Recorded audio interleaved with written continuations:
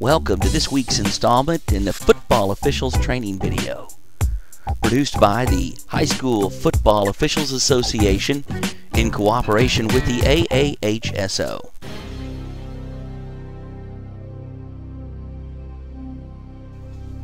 Welcome back to our continuing series on high school football officiating training. Todd Allen with the AAHSO back on board. Going to talk you through a few plays here today. First thing I want to say is nothing we're doing today is meant to embarrass or show up any of the officials that appear in our videos. This is just a learning opportunity, a chance for us to all to get together, look at some things, talk about some philosophy, some mechanics, some rules, and hopefully give us a chance to all get better.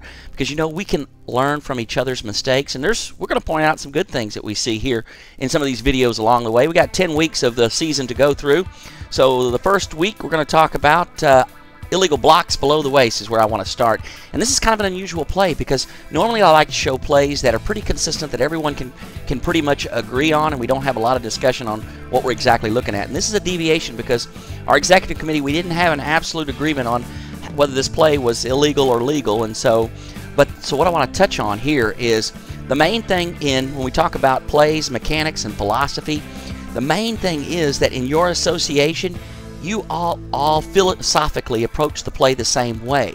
Because if everyone in your area, everyone in your association calls this a foul, this play that I'm going to show you, then it's consistent and the coaches know what to expect. Where in this part of the country where I'm working, we think this play is legal. So we want everyone in our association to rule this legal. Now, what we're going to look at here, but before we look at the play, let's just talk a little bit about illegal blocks below the waist, because there's some important points that we want to talk about. Let me give you a rule reference first. Here from the Reading Study Guide, this rule reference on blocking below the waist, some rules in discussion here. Good information here. Read over this after you get a chance to watch the video, or hey, hit the pause button, right? It's modern technology. What I want to talk about, the important points though, initial contact has to be from the front or the side against an opponent other than the ball carrier. When we're talking about blocking below the waist, that's what we're talking about. If it's from the back, then it's clipping. If it involves the ball carrier, it's nothing. Initial contact, front or side, its opponent other than the ball carrier. It's very, very important that you know where the first point of contact is. Why is this important? Because if you initiate a contact with your opponent above the waist, and then you maintain that contact, but you slide down, and then blocking below the waist, as long as you maintain that contact, that's perfectly legal. Now, if there is a deviation in the contact, you break away, and then there's a second act where you go legal, then obviously that could be a foul for blocking below the waist. Let's talk a minute about the free blocking zone. We know that to block in the free blocking zone below the waist, both players have to be on the line of scrimmage, and both players have to be in the blocking zone, and the ball has to be in the zone. This play we're going to look at, it's a shotgun formation.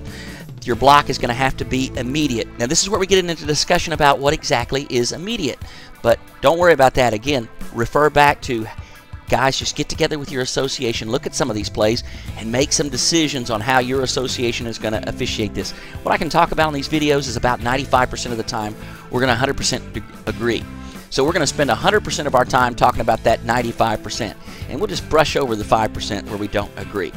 But it's got to be instant or the ball is going to be out of this zone. It has to be your first move. Hey, what is the free blocking zone? I've mentioned that a couple of times. That's in Rule 2.17.1, and it's basically just a box around the ball. It's going to be 8 yards laterally and 6 yards in length. Again, refer to the Reading Study Guide. Read up on this spot, guys. Be strong in officiating this. The secret to blocking below the waist is knowing who your keys are and staying with your keys and reading your blocks. Let's take a look at this play. What we're going to be looking at is this left tackle right here. Shotgun formation, as I alluded to earlier. Quarterback drops back. The left tackle comes off, takes 2 steps, and goes low. Legal or illegal? That's what you need to discuss. Good play to look at. I'll give you a couple of looks at it here. Ball snap. There he goes. A couple of steps and cuts the... Obviously, both of these guys are on the line of scrimmage. We can all agree with that. The ball is in the zone when we start, but it comes out pretty quick. So to those 2 steps, is that a long enough delay? What I like to consider a delay is if this player stands up and makes no movement at the snap, or if he takes a step backwards and then comes back forward. Those are obvious delays. We're all going to agree that would make this a foul. But what about these 2 steps? Take a look at this play. This is a good one to show week 1 in your pregame, early in the season in your pregame. Talk about it with your crew, talk about it with your association, come up with a philosophy, and then be consistent. illegal blocks below the waist. Play number 1 this week in our 2013 Week 1 training video. All right, here's another great play to take a look at. This one's going to involve momentum. Let me give you a rule reference here for the Reading Study Guide 121. There are several places where Reading's study guide talks about momentum, and it's worth looking at all of them and reading up on momentum, because this can be big. This can be the difference between putting the ball in the end zone for a touchback or putting the ball at the 3-yard line for a momentum play, or whether we even get confused and try to rule these a safety. That has happened. So we need to be confident, and we need to be sure of the rules, and we need to discuss momentum plays. Now we're going to give you a little bit of philosophy on this one, because take a look at this play. This is tight. The back judge a little bit out of position here. Like to see him on the goal line, because the end line's clearly not threatened in this play. So get the back judge on the goal line, and he's got a really good look. Wing official here, not a good look from behind the play, but look where the knees goes down. Going to try to freeze this for you at the goal line. Frame rate's a little slow, so I don't get a real clear picture here, but you can see that knee is very, very close to the goal line. So where is the ball? We make a mistake here on this play, and we place the ball at the half-yard line.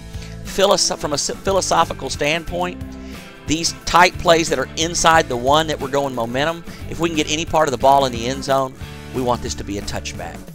This play is incorrectly ruled a momentum play. The correct call is a touchback. The ball should belong to be on the 20-yard line. We're going to put it at the half-yard line here.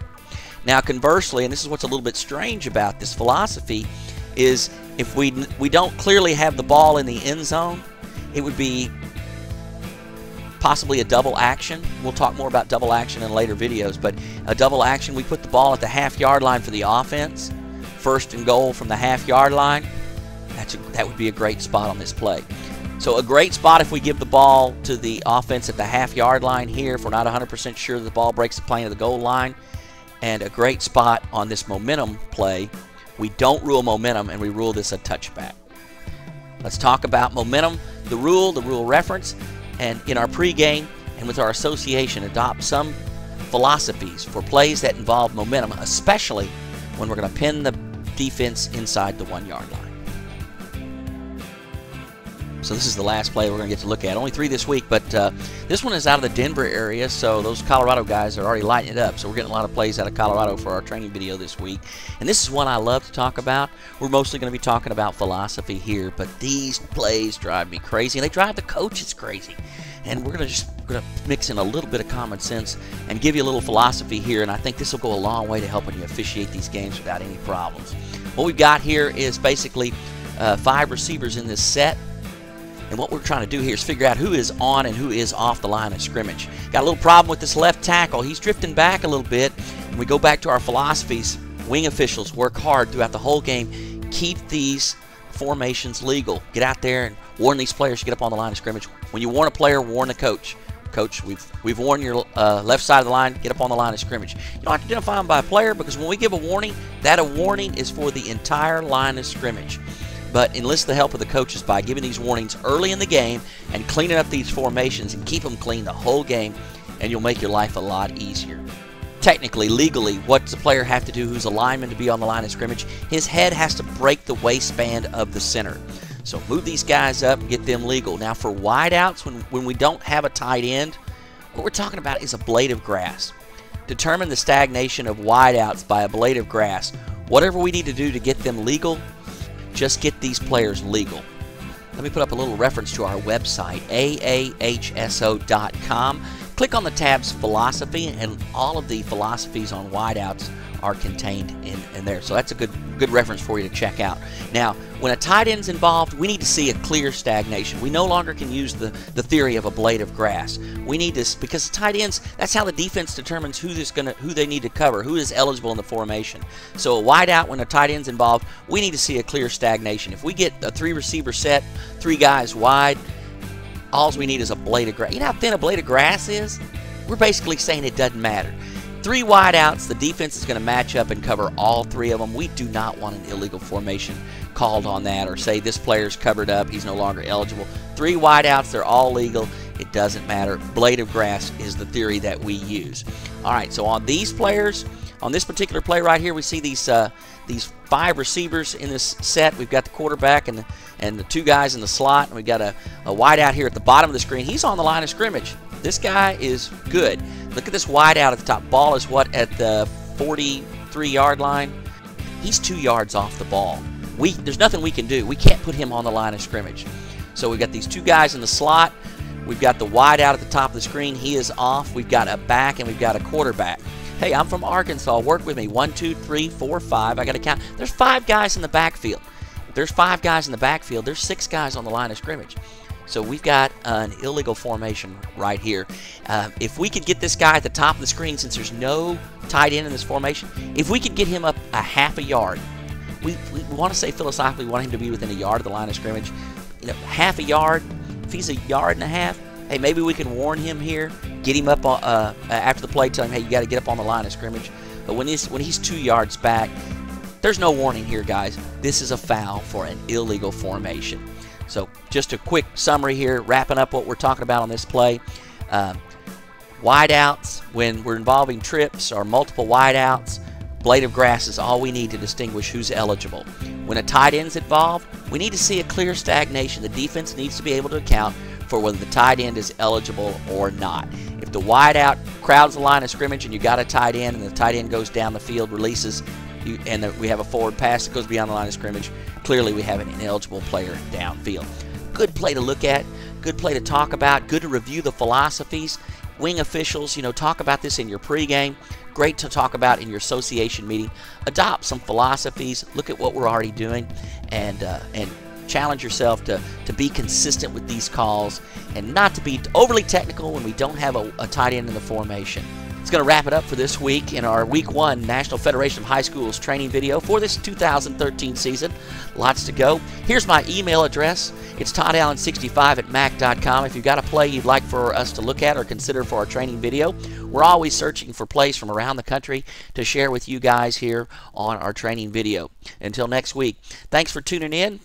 This is a presentation of the AAHSO in cooperation with the HSFO and sponsored by the Reading Study Guide for high school officials. Remember, with the Reading Study Guide, if you're through learning, you're through.